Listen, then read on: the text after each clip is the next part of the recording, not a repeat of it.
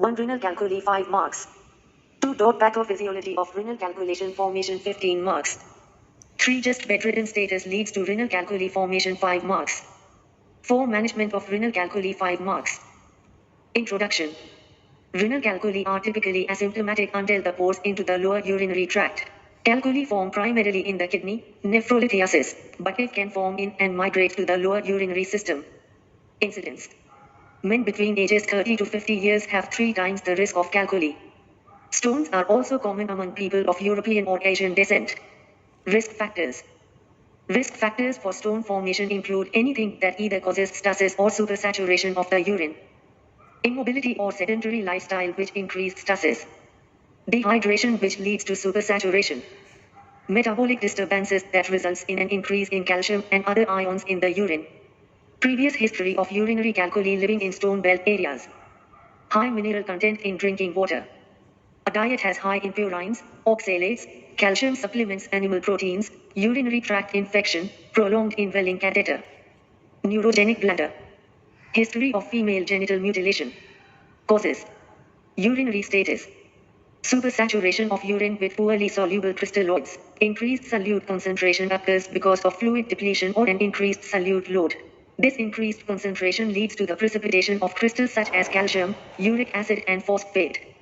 Infection, foreign bodies, failure to empty the bladder completely, metabolic disorders and obstruction in urinary tract contribute to the formation of calculi. Inhibitor substances such as citrate and magnesium appears to keep particles from aggregating and forming crystals. A lack of inhibitors increases risk of stone development. Certain medications can induce porpoise formation such as acetazolamide, absorbable alkalis like calcium carbonate and sodium bicarbonate and aluminum hydroxide. Massive doses of vitamin C increases urinary oxalate levels. Pathophysiology. The exact mechanism of stone formation has not been clearly defined. Some researchers believe that a low dietary calcium intake contributes, whereas others contend that a high calcium intake contributes.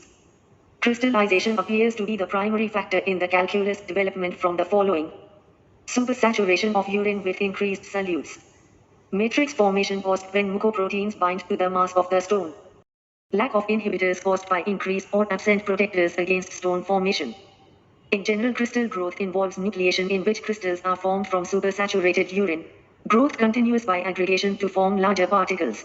One of these particles may travel down the urinary tract till it is trapped at some narrow point where stone formation occurs.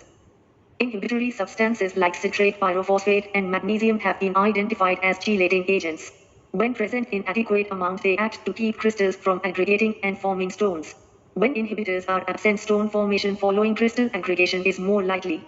Also, a fibrous matrix of urinary organic material may be formed in the kidney or bladder, producing a substance into which crystallites are deposited and trapped. This then becomes the nidus of the stone.